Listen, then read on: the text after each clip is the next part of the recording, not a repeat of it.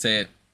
To the moon. Tesla's stock is moving higher today, yet the markets actually went lower. The reason for this outperformance might surprise you. NIO reported earnings this morning with some pretty spectacular guidance. NIO said they expect deliveries in the second quarter to more than double from a year earlier to between 54,000 and 56,000. NIO said on Thursday they expect deliveries in the second quarter to more than double from a year earlier to between 54,000 and 56,000. That's a good sign that Q2's probably going to be strong for Tesla as well. After all, we have seen very strong weekly insurance registrations out of China. And if we take a look at Google Trends data, of course, this is not incorporating China since they use Baidu, which is like China's Google. You can see Google Trends data is strong for the markets that Google provides their services to, which include the US and many other countries. So not only do things look good in the US and other developed nations that Google services, from what we can tell, we're also getting some encouraging news out of China that EV sales may be picking up. As I have said now here on this channel many times, it's not Tesla versus NIO versus Li Auto versus BYD. It's EV versus internal combustion engine. It's EV companies versus themselves. Wall Street's not as worried anymore about competition eating Tesla's lunch. It's just, are people going to buy cars in general? Because rates are so high and the consumer is in such a bad overall position. So even when one of Tesla's competitors comes out and says things are good, the Q2 is going to be good, that's also a big positive for Tesla. We also have a lot of other Tesla news today that could be helping Tesla's stock to outperform. Over the past couple of days, Tesla's stock has been hit on these fears that Elon Musk basically did something he was not supposed to do by selling $7.5 billion worth of Tesla shares in late 2022, just days before Tesla broke the news that things were not as great as we thought. We can also see in recent days, we have had analysts come out on Tesla, and they're not cutting price targets by any means, but they are concerned about June 13th. Barclays analyst Dan Levy rates Tesla shares as neutral with a $180 price target, indicating that he expects the shares to remain stable. On May 31st, Morgan Stanley's Adam Jonas reiterated his overweight rating on Tesla and kept the price target steady at $310. Piper Sandler also maintained their overweight rating on Tesla with a steady price target of $205.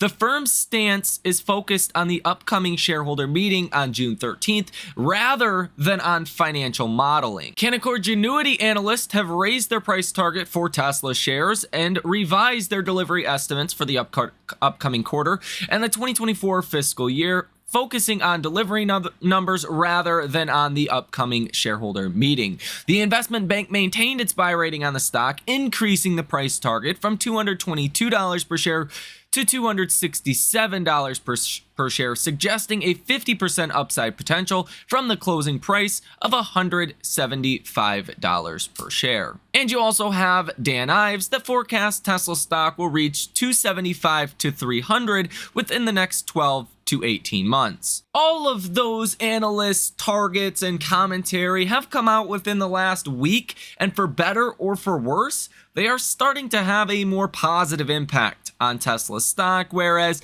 maybe the last couple of days we've had a bunch of different things working against Tesla. Another honorable mention would be those deep in the money puts that continue to be bought on Tesla. This is a hedging strategy. It's not necessarily a bearish outlook or a bearish strategy. It's to say there's risk around June 13th, and that has caused a lot of selling pressure on Tesla stock. As these big trades are made, these market makers have to go out and they have to short stock of Tesla.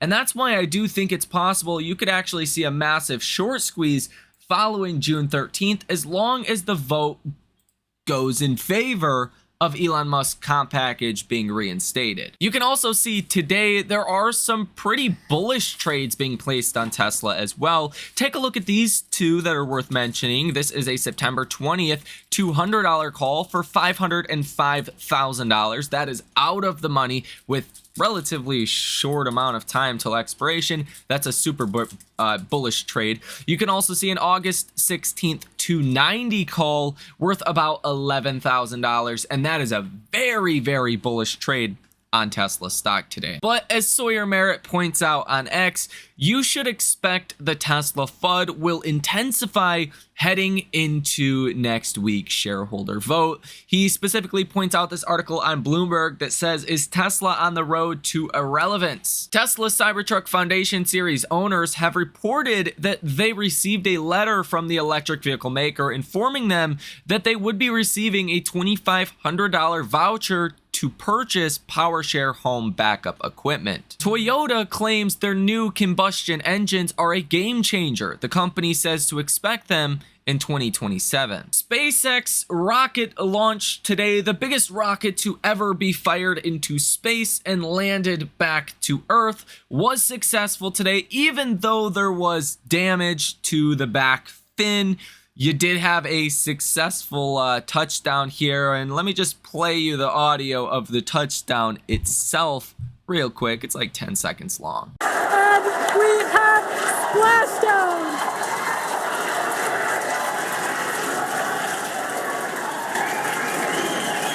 Rivian has introduced the second generation of the R1T and the R1S.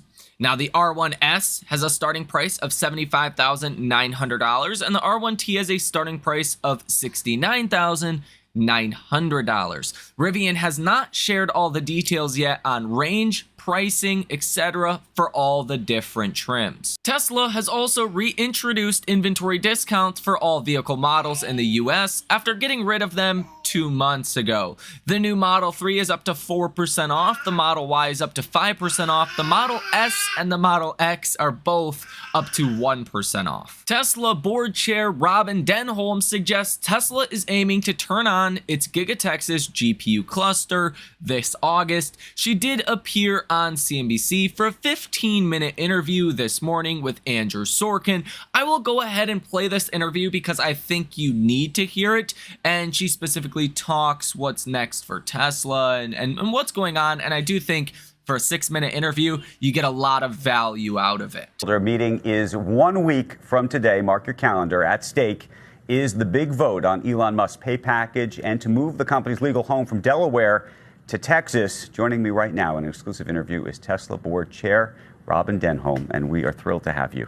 Oh, thank you for having me. And you have been working mightily hard over the past couple of weeks, talking to shareholders from around the country, big institutions and others. And there's an opportunity to talk to retail shareholders about what is going on at Tesla and about this pay package. We've been debating this pay package virtually every day now for weeks, if not months. I've been very outspoken. Yeah, I think a lot of people know my own views about it. But I want to understand your views about it, and not just your views as the lead of the board, but also personally about how you think about what is going on right now.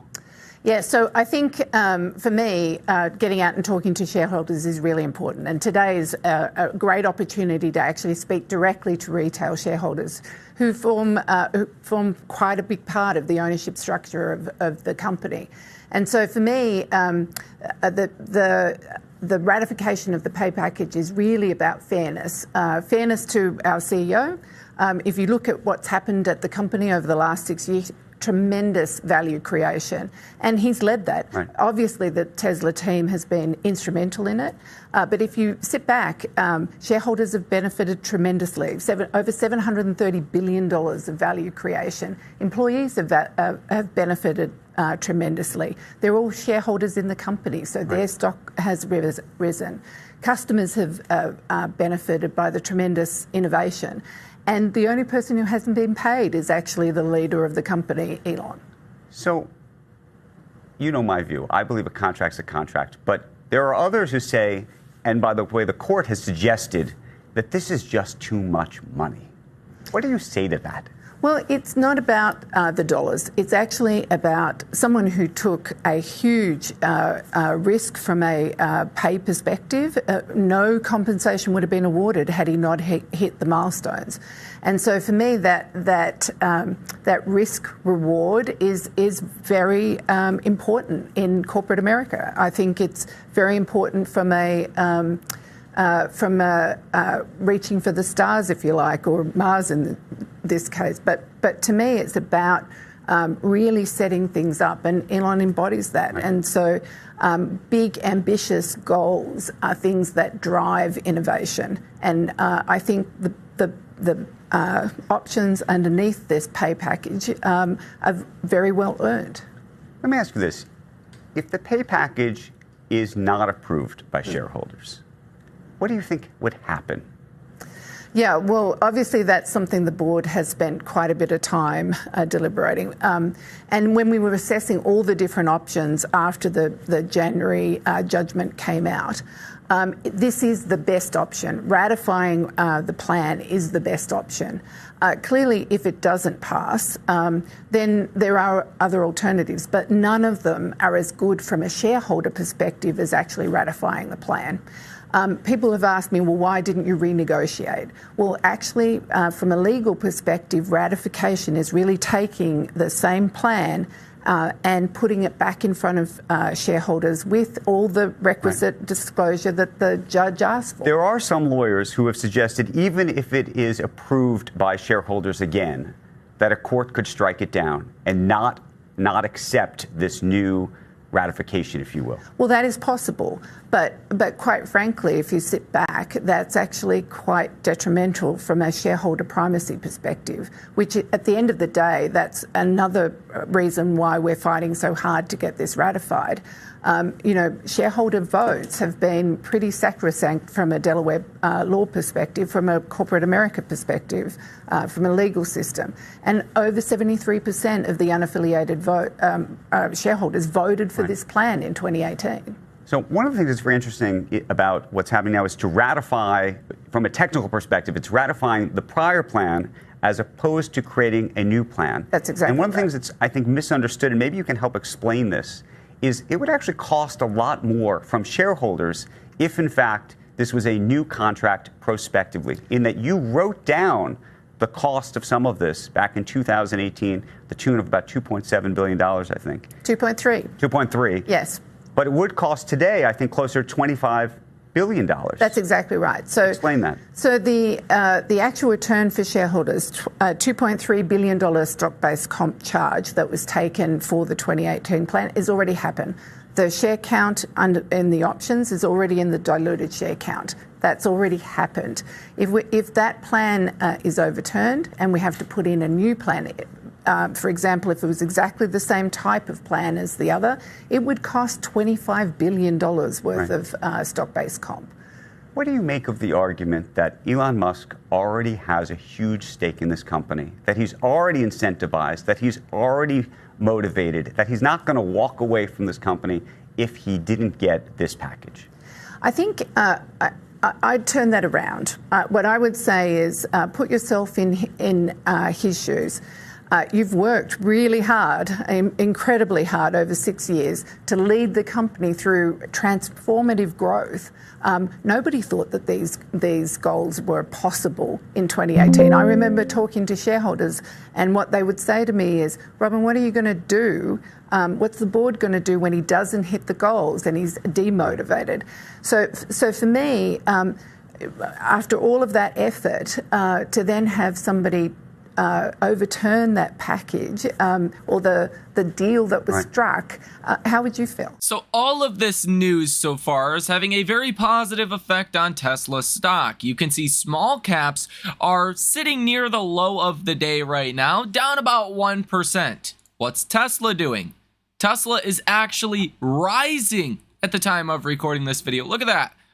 You did have this weird kind of start of the day, just two huge candles upwards, and then you came down, you hit the low, and you've been going higher ever since. Look at that. There are definitely some investors out there that want to reduce maybe some risk, maybe cover on some short positions heading into June 13th. Now, I'm not expecting much. Again, heading into June 13th, I'm expecting Tesla's going to stay in somewhat a $10 range or so. And so far, that's been what has happened. But I do think after June 13th, you're in for a massive rally. I should mention Tesla is still sitting with a short position that's the highest it has been at in multiple years. At 3.79% short interest of free float, $18.4 billion currently sold short in the stock, and about 105 million shares sold short. It looks like cost to borrow fees are less than 1% today, so not a lot of appetite to short Tesla stock today. Now, it's also worth mentioning that Nvidia is down 2.5% today, and we've seen this correlation between when Nvidia goes up, Tesla goes down. The reason for that is because a lot of big money, they would rather own Nvidia than Tesla, and a lot of big money looks at Tesla like dead money until rates start to go lower or until momentum picks up again. Whereas Nvidia, it's almost one of those stocks that you have to own if you are an institutional investor. Now, if you think of sheer market cap, Nvidia is going up hundreds of billions of dollars in market cap a day. Where is that money coming from? Well, Tesla is one of your largest market cap companies that's seen as dead money, and that's where the market cap is coming from a lot of the time, right? Nvidia has probably had $100-200+ billion net drag on Tesla's market cap. And again, I'm just speculating and throwing out numbers there because if you do own, let's say, all of the top market cap companies, which one do you want to sell? Do you want to sell Apple, Microsoft, Google, Amazon? Do you want to sell, TSMC, Novo Nordisk? Like, what company do you want to sell? Tesla's high on that list to exchange for Nvidia. So Nvidia falling today is probably having a positive impact to Tesla stock today. Now, Nvidia is down 2.5% today because today is the day where you have to be a Nvidia shareholder to get the new shares at the end of the next trading day. So this is the record day for the stock split. Tomorrow in after hours, you're actually going to get your Nvidia stock, and then the stock will start trading after the split coming on June 10th, next Monday. And this happens a lot when a stock does a stock split. It will run up into the stock split, and then what happens, the record day or the next couple of days following is you do actually tend to see a sell-off. We also had some data this morning that did drop futures when that data did come out. So you had initial jobless claims that came in a little bit higher than what we were expecting. We were expecting around 220,000. You came in at 229,000, again suggesting that tomorrow's non-farm payrolls report could be about to come in on the light side. And here you can see the data came out, and what happened? Well, markets fell, at least in pre-market, and then we kind of realized like, hey, doesn't mean anything. But I still think there's quite a lot of investors out there that are fearful about a slowdown heading into the jobs report, which could confirm just that. And let me tell you right now, we'll talk about this more in the next video as well, but if we get a bad jobs number tomorrow, stocks are going to sell off. Bad economic news or data is no longer good news for stocks. Bad news is now bad news, and good news is now good news. We also had exports that came in at 263.7 billion. The estimate was 253 billion, and imports that came in at 338.2 billion. The estimate was 324 billion. This did cause the Atlanta Fed GDP Now tracker to raise the estimates for Q2 GDP from about 1.8% yesterday up to about 2.7% today. But we will get a new GDP update or estimate coming tomorrow when that data comes out with non-farm payrolls and a couple other key points. 10-year Treasury yields are doing a whole lot of nothing, literally up 0.2 basis point, so doing nothing today, sitting at 4.29%. You've recently fallen from 4.62% down to 4.29%. You've seen a massive drop in 10-year Treasury yields, and while heading into tomorrow, you're going to get another big move for treasuries. But again, the reason why investors have been buying treasuries, pushing down these yields, are really growth fears, recession fears, and not the right reason why you want to see 10-year treasury yields fall. When investors are buying bonds as a flight to safety because they think the Fed may cut rates soon, or they think the economy is going into recession, that's not a good thing, and that's why stocks have sold off in tandem with the 10-year Treasury yield falling. And you can definitely see that here in the percent of stocks above their 50-day moving average. You were at about 63% of stocks above their 50-day moving average. Now you're only at 46%, and you fell as low to about 43%, 42% or so. So at the same time, 10-year Treasury yields have been falling, things have been easing up as far as financial conditions. You've actually been seeing stocks fall, which has been a troubling sign. Here on the day today, the percent of stocks above their 50-day moving average is 46.07%. You're actually seeing 2.2% of all stocks falling under that 50-day moving average today. And honestly, I have to say, I'm a little nervous heading into tomorrow's jobs report, but we'll talk about that more in the next video. Over on StockTwits, sentiment today is bullish for Tesla at 64. Yesterday, it was neutral at 51. Message volume is at 53, which is pretty much where you were yesterday. Yesterday, you were at 54. Both of these numbers are normal.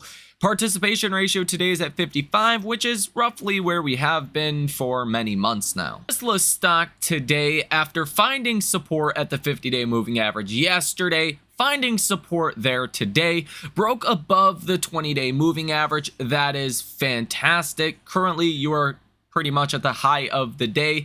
So far, up about 2%. Now, by the time you guys see this video, in an hour or so, things could be way different for Tesla. So, consider that. But it looks like Tesla wants to run up to that 100-day moving average at about $180.50 per share. We have seen resistance at this level in the past. I'm expecting we'll get resistance there again. Now, could the jobs report, if it comes in okay, in line with expectations, could that cause a broader market rally and Tesla stock to break above that 100-day moving average? Of course. My expectation, even going into this week, was we were going to stay between the 50-day and the 100-day moving average. And that's exactly what has been happening on a, almost perfect basis, right? You're getting resistance at the 100-day, support at the 50-day. I'm expecting this will continue heading into June 13th, and then we'll get the big move higher or lower coming after June 13th. But today's definitely a strong momentum day to the upside. So let me know what you think about all of this information down below in the comment section. Hit the like button as well as subscribe to the channel. If you guys do want to come trade with us live in real time, check out that link down below in the description of this video as well. You guys have a great rest of your day, and I will see you in the next one.